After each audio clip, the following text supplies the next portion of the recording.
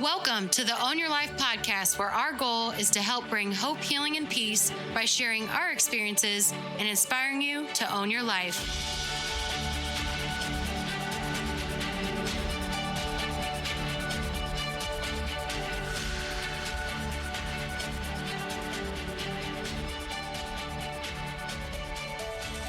Hey everyone, welcome back to the Own Your Life podcast. Today is episode 63, Freedom Isn't Free.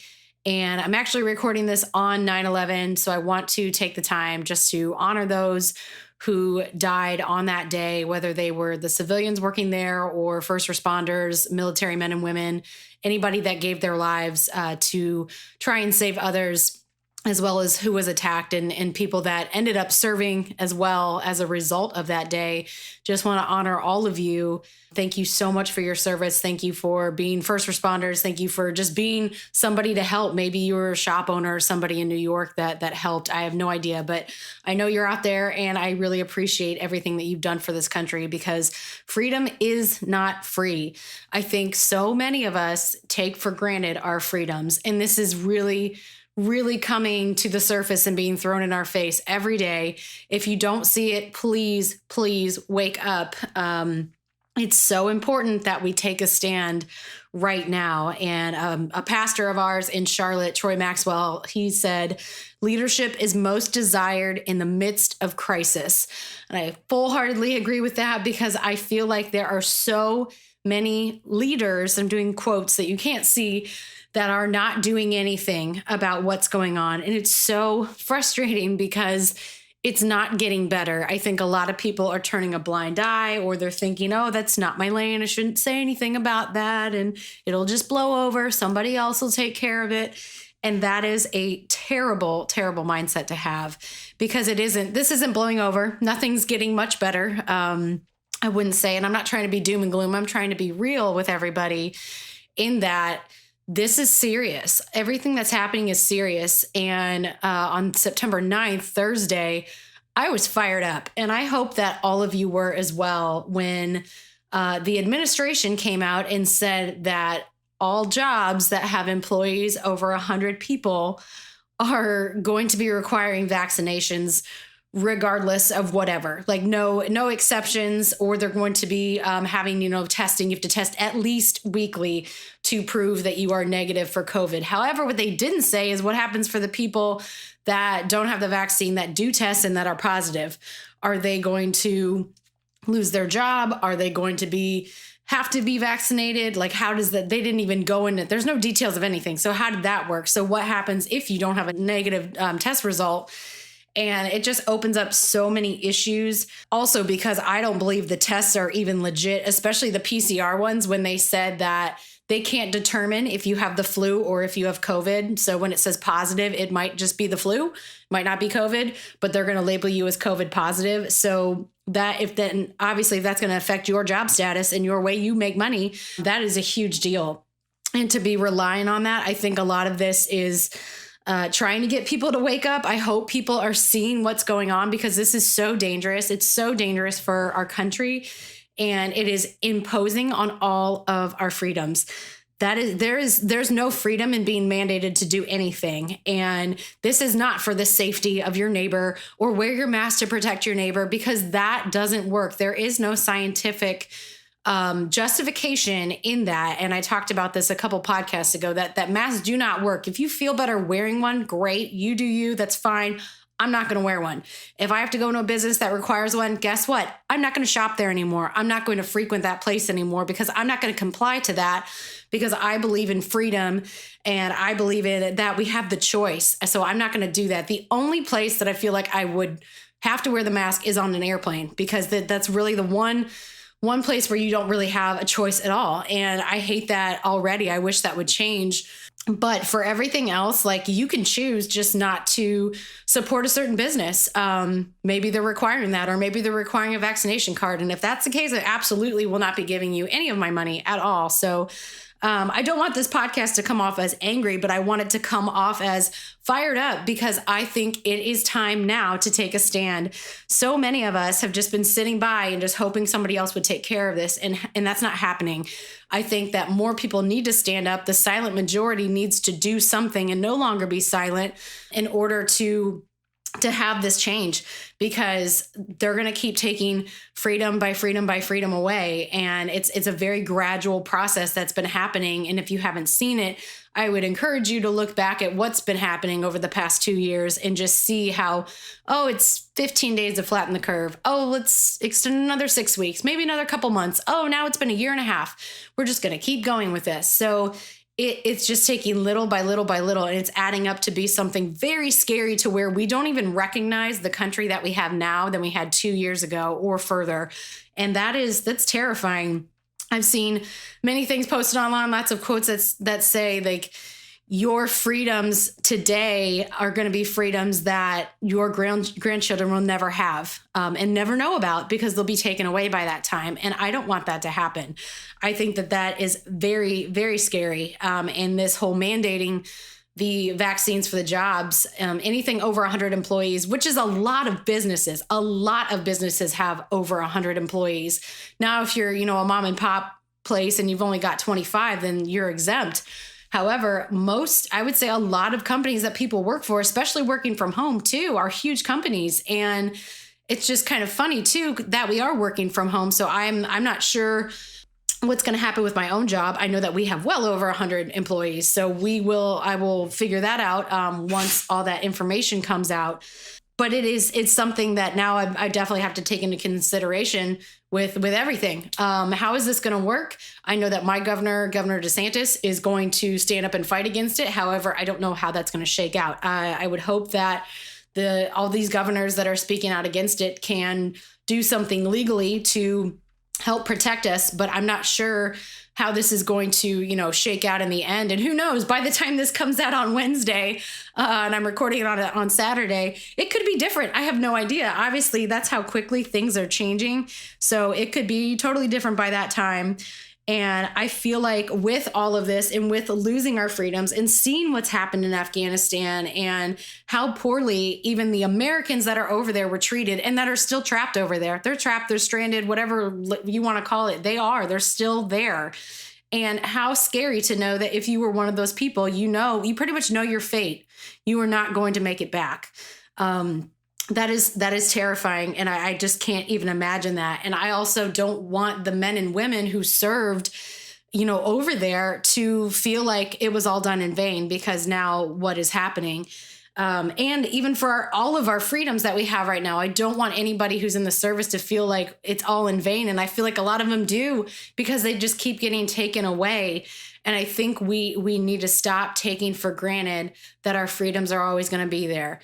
You think, oh, I can, just wake up in the morning, go get my nice little coffee or my donut or my bagel or whatever, and then come back, work from home or whatever you do, and have this nice life, and I'll go to the mall or shop online or whatever. That can all be ripped away from us so fast. And I think that the unawareness to that is what scares me. I've seen other people that see what's going on, but I've also seen a ton more people that do not understand the depth and the weight of what is going on and how fast we can turn into something that we don't want to be. And I just fear for that. And I know that for my part, I can, do what I can do and make sure that I'm supporting the organizations and the companies that I believe in. As far as, donating to, I just donated to Glenn Beck's Nazarene Fund, and that is helping get people out of Afghanistan. They are going over there and rescuing Christians and anybody who is trapped there that wants to be, that needs to get out for safety. They are helping those people. I know that unfortunately they probably cannot get everybody before something happens to them, but that is one way, to help do that. And I also support companies that support freedom and liberty and the promise of America. And there's a reason why so many people come to America is for that opportunity. It's the land of opportunity. They want the American dream. They want to better their life and have a job and make a living for their family so they can have a better life here. That's why so many people want to get to the US. And now we're losing all those freedoms. So it's crazy because we're one of the last places that all these other people can, immigrate to because of our freedoms and what we stand for. And that's being taken away. So if we can't stand strong through this, like what's going to happen? Who's going to be in charge? And it's just so many things that we need to think about right now, not next year, not the year after, not the next election cycle, but right now, that we, the people, are the ones who should be in charge of the country, and the government is supposed to supplement that. We are not supposed to be run by these leaders now that are proving how tyrannical they can be. When you are calling a certain group of people a threat to other people, and you all live in the same country, by calling, and I'll be clear, by calling the unvaccinated people the problem, that is so dangerous. I feel like that they are almost trying to incite a civil war. I really hope that I'm wrong. I really, really do.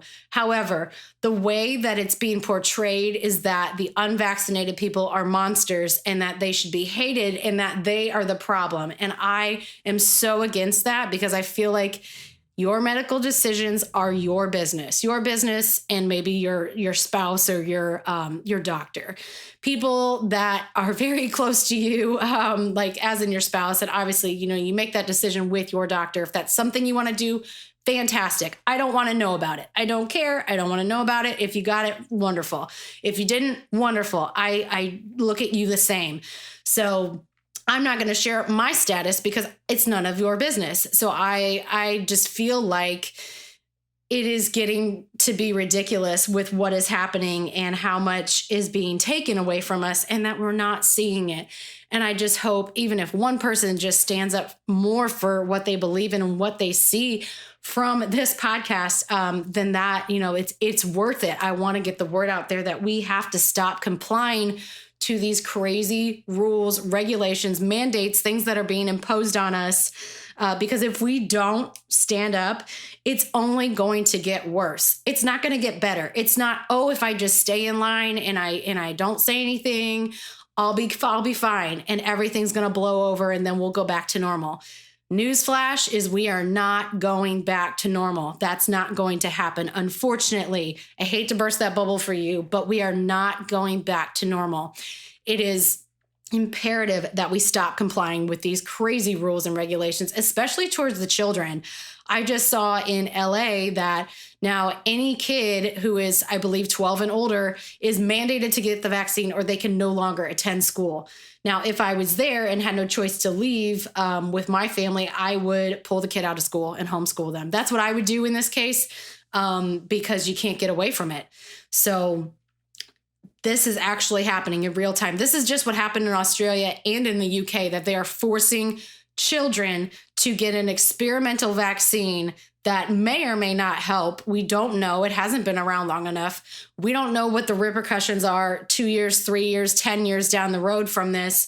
To call it a vaccine is also a disservice, because it's only been proven to be 40% effective for one of them. I believe it was Pfizer. So that is crazy. That is so crazy to me that you are mandating something that's not even 50%, like it's not even 50% effective. This is insane to me, that people are just hook, line, and sinker. So please stop complying to what is going on. And I feel like I just saw one of the church leaders, who he's no longer with this certain church.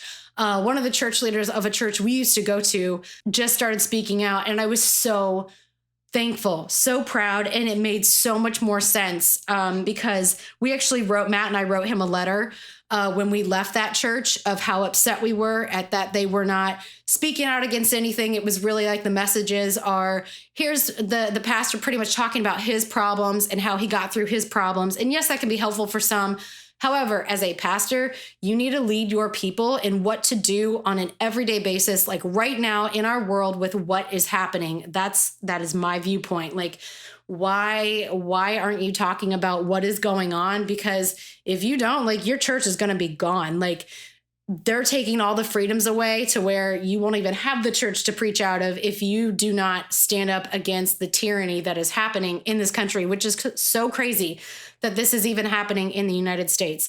So anyways, this pastor, well, I would say former pastor of the church that we went to, he spoke out about it. He just couldn't take it anymore. And I was so thankful to see somebody like that who has a huge platform to speak out. And yes, they got hate, they got backlash. I'm not surprised if some people are going to be mad at this message. That's fine. You know, I'm sorry that offends you. I'm not trying to offend anybody, but I'm also not going to sit here and be quiet and not say what's actually happening and wanting more people to open their eyes, because that's what I'm praying for, because I want we the people to take back our country and to be a free country, because freedom is not free. And seeing other pastors and other leaders who have such a huge influence and they are doing nothing is heartbreaking. They aren't acknowledging anything. It's almost like, that's not happening. Let me talk about this one time when I was upset and how I got through it. And we're going to talk about that. It's like, yes, okay, great. I understand that is relevant to some people's lives and whatever. But you need to address what is happening right now in the country and what everyday people are dealing with and need help with, and how to go about the godly way. Because if you look in the Bible, there's things that happened all the time that were horrible, and the prophets and the apostles, like, they spoke out about it. They actually talked about political things that were happening. Jesus would not wear a mask. That's all I'm saying. He was touching people with leprosy, people who were bleeding for years. No mask. He would not. If he was alive right now, I guarantee you, Jesus would not wear a mask, because he is not scared of COVID. And I am not scared of COVID. I am not worried about a virus that if I get it, I will have a I think it's higher now, 9% chance that I will recover. That doesn't scare me. And it made me think, like, when all this happened, why didn't we do this for the swine flu when that was out a few years ago? Why didn't we do this? Why wasn't that a huge ordeal? Nobody freaked out about that. It was like we made fun of it. Like, oh, it's the piggy flu. I was in school at the time, so it was like, who cares? We didn't care about the swine flu, but yet we care so much about this one virus that we are willing to pretty much turn everything we know upside down for it. And yet it has a over 99% recovery rate. Is just bonkers to me. So what I want to encourage you with today is that if this upset you, look into why did it upset you? Did I just disturb everything that you've thought? Maybe, I don't know. But what I'm actually saying are factual things that are happening. And of course, I'm adding my opinion to it as well. But the main thing is that freedom isn't free. We have to stop complying. We have to stand up now. There are so many things that you can do if you are scared of COVID to protect yourself. Like I said in the last podcast, what are you doing are you eating right? Are you sleeping regularly? Are you exercising? Are you taking vitamin D? All of these things can help fight viruses, not just COVID, but any illness. Like, it's going to help you just be healthier in the long run. And that's more of the issue than the actual COVID virus, is just people being healthy. Like, we haven't outlawed Oreos. Why not? There's no benefit to Oreos. They do not help your body in any way at all. They only harm it. So maybe it might give you a little joy for a little bit, but why aren't we outlawing things that are actually harming us? And I don't want to outlaw Oreos. That's just an extreme case. I'm just saying something like that, like, we're cool with that, but yet we're going to freak out about other things that such as the mask wearing and the vaccinations and all of that. So just take all this into consideration. I love you all. Thank you so much for listening. I really appreciate it. Remember that freedom is not free. And I do want to thank, again, all of our servicemen and women, first responders, anybody who was involved with September 11th or lost a loved one because of it, and that our hearts go out to you. And please share this message. Please subscribe. Please rate and review us. And until next time, own your life, because your life is your responsibility.